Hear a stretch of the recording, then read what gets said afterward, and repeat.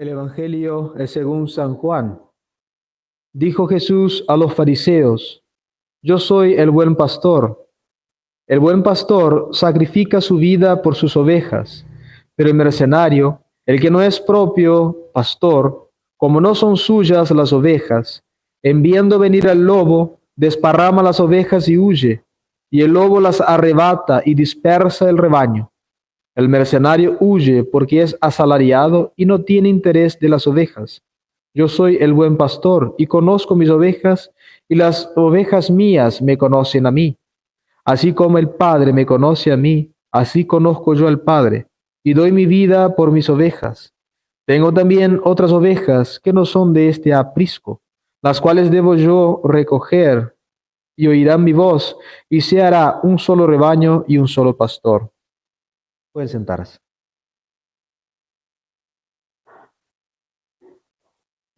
La epístola está tomada de la carta del apóstol San Pedro. Carísimos, Cristo también padeció por nosotros, dándonos ejemplo para que sigamos sus huellas. Él no cometió pecado alguno, ni se halló engaño en su lengua. Él, cuando le maldecían, no maldecía. Cuando le atormentaban, no amenazaba. Antes se ponía en manos de aquel que le sentenciaba injustamente. Él llevó la pena de nuestros pecados en su cuerpo sobre el madero, para que nosotros, muertos para el pecado, vivamos a la justicia, y por sus llagas fuisteis sanados. Y andabais como ovejas descarriadas, mas ahora os habéis convertido al pastor y obispo de nuestras almas. En el Padre, del Hijo y del Espíritu Santo. Amén. Dios te salve María, llena eres de gracia, el cielo es contigo. Bendita tú eres entre todas las mujeres y bendito es el fruto de tu vientre, Jesús.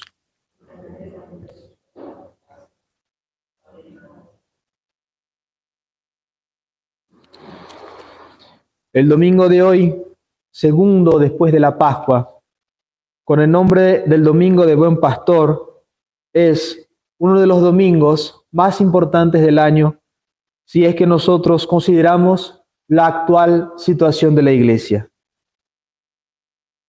Nuestro Señor se nombra a sí mismo como pastor, pero no como un pastor cualquiera, no un pastor como lo hubo antes, sino el buen pastor, un pastor excelente, un pastor diferente.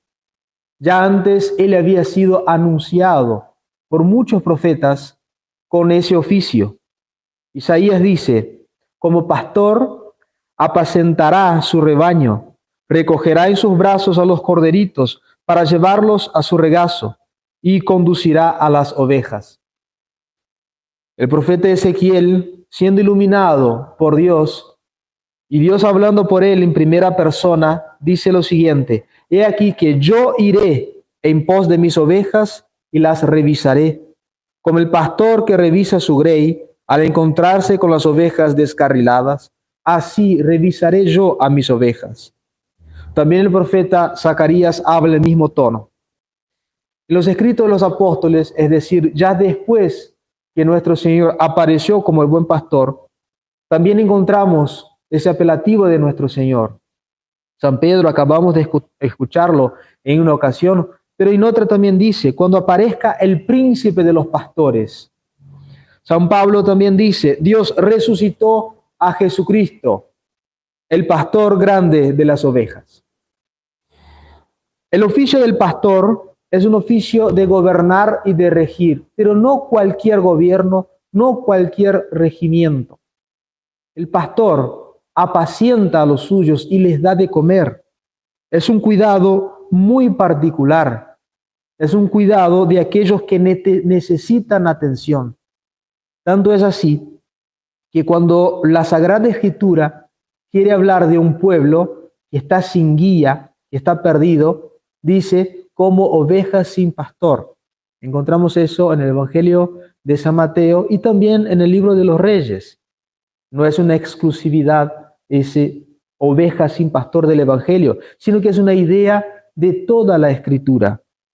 Cuando hay confusión, cuando hay engaño, hay ovejas sin pastor. Uno, como trabaja esos animales, ustedes saben que nosotros en el seminario tenemos contacto con los animales. Uno de ellos son las ovejas. Y uno ve cuando las corre algún animal, cuando tiene peligro, cuando tiene hambre, buscan desesperadas a su pastor, buscan refugio, buscan el aprisco porque están en confusión. Nuestro Señor es el que quita esa confusión, el que quita ese miedo, porque Él no es un pastor como los demás. Él no es un gobernante como los demás, que vienen, imponen leyes y obligan con castigo que las cumplan. No, nuestro Señor es el que viene, impone la ley y la cumple primero Él mismo. Cuando hizo un mandato nuevo, el mandato del amor hasta amar a los enemigos, el mandato del amor hasta humillarse, Él mismo fue el primero en ponerlo en práctica, sacando sus vestidos y lavando los pies, aún los de Judas. Nuestro Señor no es un mero pastor, es el buen pastor, es el pastor por excelencia. Él nació como pastor, quiso ser visto por primera vez por pastores, luego de la Santísima Virgen María, luego de San José. Nuestro Señor quiso ser visto por los pastorcitos, mostrando cuál sería su misión en esta tierra. Nuestro Señor, de manera excelente, de manera perfectísima, siendo pastor, entrega su vida para engendrar la nuestra. Recuerden, nuestro Señor, Dios verdadero, Jesucristo, no le costó nada crear a las ovejas. Con un solo movimiento de su omnipotente voluntad, Dios creó a todas las ovejas, pero le costó muchísimo juntarlas, le costó muchísimo reunirlas, le costó muchísimo recuperarlas, redimirlas. Toda su sangre, una pasión horrenda, humillaciones, dolores, todo eso fue para reunir a las ovejas. Si no necesitó esfuerzo para crearlas, sí necesitó mucho esfuerzo para redimirlas. Pero luego de esa redención, nuestro Señor quiso volver al seno de su Padre. Nuestro Señor no hizo los planes de la redención para estar visiblemente con nosotros. Quiso volver al Padre para desde allá enviarnos su Espíritu. Pero antes de subir, nuestro Señor dice, os conviene que yo me vaya, porque si no me voy, no vendrá a vosotros el Espíritu Santo. Nuestro Señor fue a prepararnos las moradas celestes, fue a preparar el premio para los buenos que consigan la gloria eterna. Pero para que las ovejas que quedaban en la tierra, para que su grey no se descarrilara, Él fundó su iglesia en 12 apóstoles y les dijo, id y predicad a todas las gentes, y el que creyere se salvará. Nuestro Señor no nos dejó huérfanos. Y Él mismo lo dice así, no os dejaré huérfanos, no os dejaré solos. Y entonces nuestro Señor instituye ese cuerpo místico suyo, la iglesia, pero en particular Él puso a alguien que hiciera sus veces. Nuestro Señor Jesucristo fue entonces anunciado desde muchos siglos que iba a ser pastor y que iba a entregar su vida por las ovejas. Vino y dio él mismo ese testimonio. Yo soy el buen pastor, y llevó hasta el fin la resolución. Dio la vida por sus ovejas, engendró nuestra vida con el sacrificio de su muerte. Y para dejar a alguien que lo representara, para dejar a alguien que hiciera sus veces, dejó otro pastor. Pedro, ¿me amas? Apacienta mis corderos, apacienta mis ovejas. San Pedro, los sumos pontífices, todo el papado está constituido según el corazón de nuestro Señor, según el corazón del buen pastor. Y esa es la función del sumo pontífice: apacentar la grey de Cristo, llevarlas al aprisco de la seguridad, llevarlas a la salvación.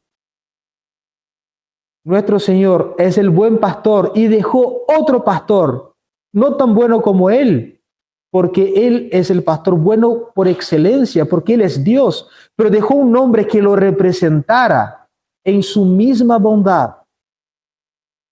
El Papa no es Dios, es un hombre iluminado por el Espíritu Santo para guiarnos a Dios. Nuestro Señor, al subir al cielo, promete que no nos dejaría huérfanos, promete la venida del Espíritu Santo. Pero esa venida del Espíritu Santo principalmente sobre la cabeza de la iglesia, sobre San Pedro. Porque si las cosas reveladas, si la religión fuera manifestada particularmente a cada uno de manera particular, imagínense los que defraudarían la fe diciendo que son dogmas lo que no son, interpretando a su antojo lo que no es interpretable. Sería un protestantismo desde el comienzo, cada uno con su regla de fe. Entonces el Espíritu Santo vino sobre todos los hombres, pero particularmente sobre San Pedro, que instituyó su cátedra en Roma, que es el primer de los papas. Y nosotros sabemos que no puede existir verdadero cristianismo sin la adhesión al Papa, la adhesión al papado, no a su persona, de forma tal que yo pueda elegir uno a otro. Ah, me gusta más este, me gusta más aquel otro. No. La iluminación del Espíritu Santo no puede estar sujeta a la fragilidad humana. Y eso no lo digo como argumento personal, como algo de opinión propia. Lo dice el mismísimo León XIII. Fíjense bien, el 20 de marzo de 1900, León XIII dice el cuerpo cardenalicio: la Iglesia ha recibido desde lo alto una promesa que la garantiza contra la humana fragilidad. ¿Qué importa si en el timón de la barca de Pedro, que simboliza la Iglesia, ha sido tomado por manos débiles, mientras que el divino piloto está siempre en el puente, desde donde nos asiste y gobierna invisiblemente? Todo hombre tiene mano débil. Todo hombre tiene mano débil. Un Eugenio Pacelli, un Sarto, un cardenal Sarto, son hombres, pero ya no son meros hombres cuando son papas. Son representantes de Cristo en la tierra. No se puede comparar un papa con el otro.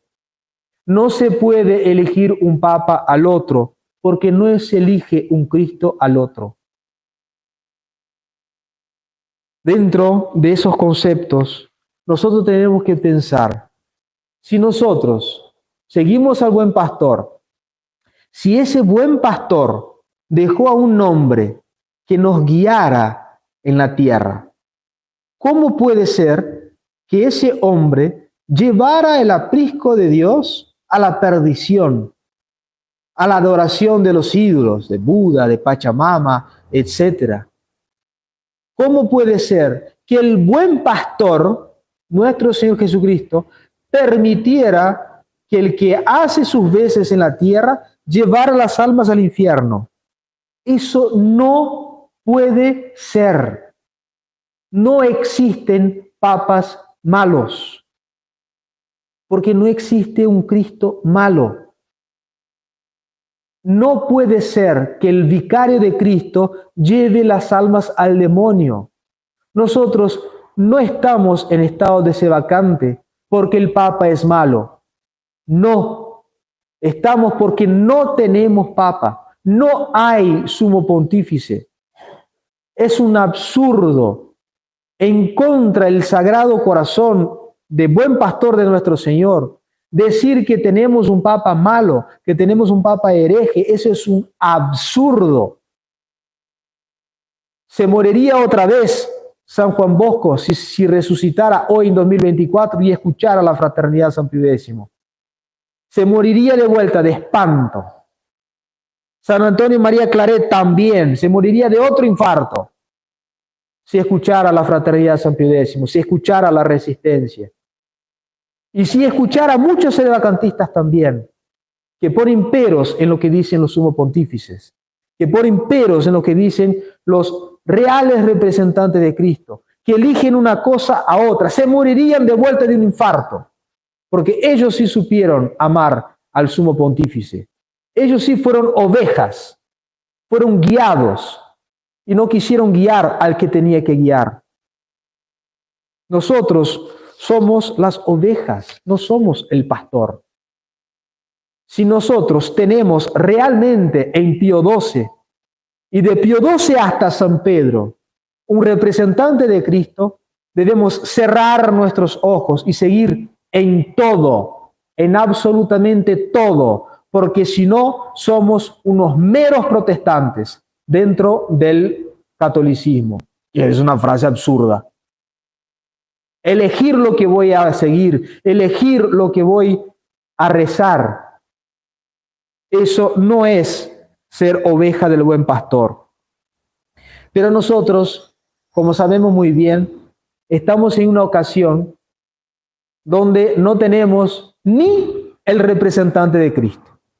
Cuando nuestro Señor subió a los cielos, dejó a San Pedro como su representante, pero desde la muerte del Papa Pío XII ni tenemos más Pedro. ¿Qué vamos a hacer? En el Antiguo Testamento tenemos una ocasión muy similar a lo que vivimos hoy. Y fíjense bien que la respuesta que da nuestro Señor es a los fariseos. Dijo Jesús a los fariseos, yo soy el buen pastor. Llama mucho la atención el hecho que haya dicho a los fariseos, a los que tenían que tener conocimiento de la ley, a los que tenían que guiar al pueblo. Ustedes no son los pastores, yo soy el buen pastor. Antes de nuestro Señor Jesucristo, antes de su nacimiento, hubo un lapso de aproximadamente 400 años desde la muerte del último profeta. El último profeta fue el profeta Malaquías. Desde su muerte hasta el nacimiento de nuestro Señor pasaron aproximadamente 400 años. ¿Y por qué cuando apareció nuestro Señor las profecías estaban trastocadas? ¿Por qué las profecías no estaban siendo entendidas? Isaías nombra la pasión de nuestro Señor al detalle. Muchos han llamado el libro de Isaías el Evangelio de Isaías. Cuando Isaías habla de la pasión de nuestro Señor, es clarísimo. Y fíjense la ignorancia que tenían los fariseos, que en una refriega dijeron, no puede ser un profeta Galileo, porque nunca hubo profeta desde allí. Y sí había, y el mismo Evangelio dice que sí había. Los comentaristas del Evangelio, digo. Sí, los fariseos se equivocan aquí porque sí hubo profetas que vinieron de ahí. ¿Saben por qué los fariseos no reconocieron a nuestro Señor y lo crucificaron? Porque no fueron fieles al testimonio escrito de los profetas. El último profeta fue Malaquías, pero los escritos de Malaquías no desaparecieron con su muerte. Los escritos de Isaías, los escritos de Ezequiel, de todos los profetas, ¿desaparecieron durante esos 400 años? Claro que no, ahí estaban, pero fueron interpretados al antojo del hombre. Y vino nuestro Señor, el prometido por las profecías, ¿y qué es lo que hicieron? Lo crucificaron, no lo recibieron, y estamos al punto de hacer lo mismo si nosotros no aceptamos todo el testimonio de los últimos profetas, que son los papas.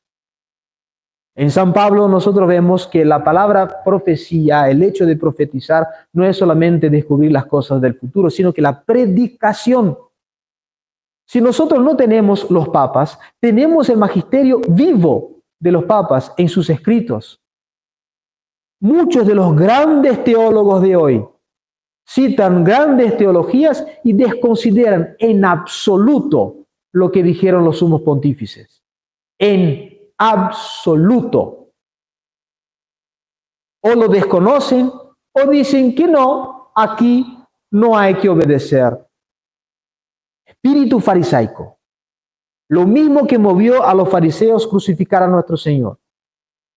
¿Por qué? Ahora que yo no tengo la visión del profeta, ¿qué me importa la profecía? Lo mismo pasa hoy. Ahora que no tengo el Papa, que no me puede dar un castigo, hago con lo que él escribió, lo que se me da la regalada gana. Exactamente el mismo error. Exactamente lo mismo que le pasó a nuestro Señor pasa hoy. ¿Y cuál será la solución de todo esto? No lo sabemos. Nosotros sabemos que sí va a haber una solución, porque Dios no nos puede abandonar. El buen pastor no puede abandonar el rebaño que nosotros componemos. ¿Cuál va a ser la solución? Es un misterio. Nosotros no podemos simplemente hacer desaparecer los misterios de la religión. La religión está compuesta de muchos misterios. El misterio de la Santísima Trinidad, el misterio de la Encarnación, el misterio de la Eucaristía y el misterio de cómo va a solucionarse todo ese problema.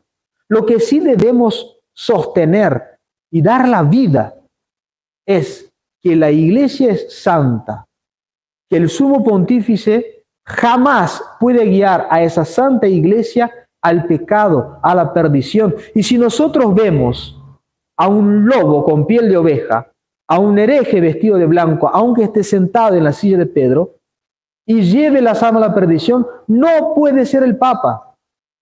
Es un falso Papa. No existen papas malos.